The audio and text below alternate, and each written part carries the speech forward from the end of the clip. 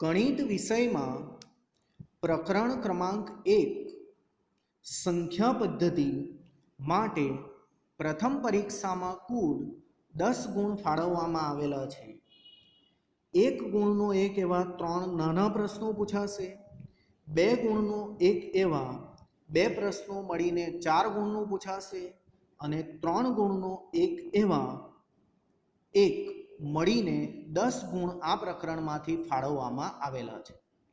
હવે હું આ પ્રકરણની થિયરી તમને થોડી સમજાવવાનો પ્રયાસ કરું છું. ત્યાર પછી આપણે દાખલા તરફ જઈશું. વળી તમે પહેલેથી નોટ બનાવેલી જ હોવાથી તમારે હવે લખવાનો પ્રશ્ન રહેતો નથી. પ્રકરણ ક્રમાંક 1ની થિયરી શીખવાનો પ્રયાસ કરીએ, ત્યારબાદ આપણે દાખલામાં જઈશું. જે થિયરી મેં તમને આપી છે એ જ હવે હું અહીંયા તમને સમજાવું છું. જો કોઈ વિદ્યાર્થી પાસે થિયરી ન હોય તો તેવા વિદ્યાર્થીઓને હું વોટ્સએપના ગ્રુપની અંદર આ ફરીથી થિયરી મોકલી આપીશ, જેમાંથી તેમણે વાંચી લેવાની રહેશે. જે થિયરી હું વોટ્સએપમાં મોકલીશ એ તમારે લખવાની નથી, એ માત્ર વાંચવા માટે છે. તો શરૂ કરીએ. પહેલી થિયરી, સંખ્યા પદ્ધતિમાં તમારે જાત જાતની સંખ્યાઓ વિશે પરિચય મેળવવાનો છે. એમાંની પહેલા 3 સંખ્યાઓ વિશે માહિતી મેળવવાનો પ્રયાસ કરીએ. પ્રાકૃતિક સંખ્યાઓ, પૂર્ણ સંખ્યાઓ અને પૂર્ણાંક સંખ્યાઓ. પ્રાકૃતિક સંખ્યાઓ, પૂર્ણ સંખ્યાઓ અને પૂર્ણાંક સંખ્યાઓ. પ્રાકૃતિક સંખ્યાઓને કેપિટલ N વડે દર્શાવાય છે, નેચરલ નંબર્સ તેથી N. પૂર્ણ સંખ્યાઓને સંકેત W વડે દર્શાવાય છે, હોલ નંબર્સ તેથી W. પૂર્ણાંક સંખ્યાઓને સંકેત Z વડે દર્શાવાય છે, જેના કોઈ અંગ્રેજી નામની વાત આવતી નથી. પ્રાકૃતિક સંખ્યાઓ સંકેત N, પૂર્ણ સંખ્યાઓ સંકેત W અને પૂર્ણાંક સંખ્યાઓ સંકેત Z વડે દર્શાવાય છે. ત્રણેય ખ્યાલ એકદમ સહેલા છે. 1 2 3 4 થી અનંત એટલે પ્રાકૃતિક, એકડાથી શરૂ થાય છે. એમાં 0 જો તમે નાખી દો, 0 1 2 3 4 થી અનંત, તો એ પૂર્ણ સંખ્યા બની જાય છે. અને એમાં તમે ઋણ સંખ્યા નાખી દો, ઋણ 1 ઋણ 2 થી ઋણ 3, એ પ્રમાણે અનંત સુધી, તો એ પૂર્ણાંક બની જાય છે. એકદમ જ સહેલો આ ખ્યાલ છે. ફક્ત એકડા પ્રાકૃતિક, શૂન્ય અને એકડા પૂર્ણ, શૂન્ય ધન અને ઋણ બધું જ એટલે પૂર્ણાંક.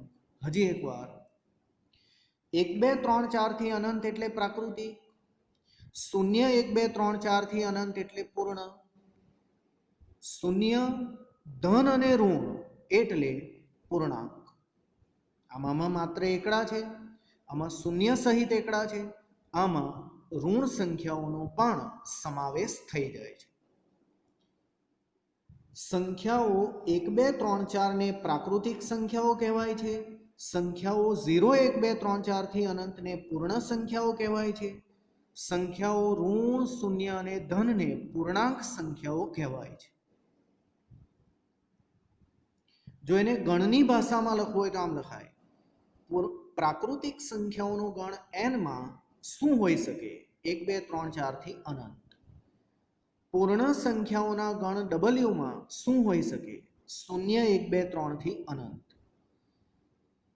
પૂર્ણાંક સંખ્યાઓના ગણ Z માં શું હોઈ શકે? અનંત સુધી ઋણ, શૂન્ય અને અનંત સુધી ધન.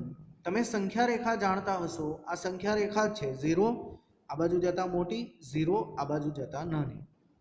આમ ગણની પરિભાષામાં આ પ્રકારે લખી શકાય, આ પ્રકારે લખી શકાય અને આ પ્રકારે લખી શકાય.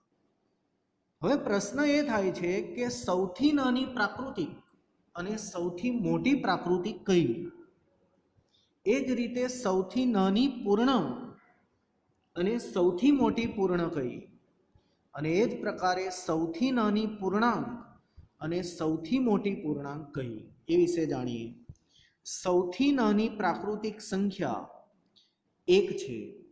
સૌથી નાની પ્રાકૃતિક સંખ્યા 1 છે. સૌથી નાની પૂર્ણ સંખ્યા 0 છે. સૌથી નાની પૂર્ણ સંખ્યા 0 છે. પરંતુ સૌથી નાની પૂર્ણાંક સંખ્યા તો આપણને ખબર જ નથી, કારણ કે નાની નાની નાની તો અનંત સુધી હોઈ શકે. 3 વાત. સૌથી નાની પ્રાકૃતિક સંખ્યા 1, સૌથી નાની પૂર્ણ સંખ્યા 0 અને સૌથી નાની પૂર્ણાંક સંખ્યા આપણને ખબર નથી. હવે મોટા વિશે વાત કરીએ.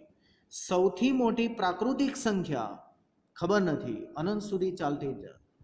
સૌથી મોટી પૂર્ણ સંખ્યા ખબર નથી, અનંત સુધી ચાલતી જ જાય. સૌથી મોટી પૂર્ણાંક સંખ્યા પણ ખબર નથી, અનંત સુધી ચાલતી જાય. સૌથી મોટી પ્રાકૃતિક સંખ્યા નથી ખબર, સૌથી મોટી પૂર્ણ સંખ્યા નથી ખબર, સૌથી મોટી પૂર્ણાંક સંખ્યા પણ નથી ખબર. આ પ્રાકૃતિક સંખ્યાઓ ચાલતી જાય ચાલતી જાય ચાલતી જાય. કેટલી છે? તો પ્રાકૃતિક સંખ્યાઓ અસંખ્ય છે. તે જ પ્રકારે પૂર્ણ સંખ્યાઓ પણ અસંખ્ય છે, એ ચાલ્યા જ કરે છે અનંત સુધી. અને તે જ પ્રકારે પૂર્ણાંક સંખ્યાઓ પણ અનંત છે, અગણ્ય છે, અસંખ્ય છે, ગણી શકાતી નથી. મેં તમને 3 ગણ સમજાવવાનો પ્રયાસ કર્યો: પ્રાકૃતિક સંખ્યાઓ, પૂર્ણ સંખ્યાઓ અને પૂર્ણાંક સંખ્યાઓ.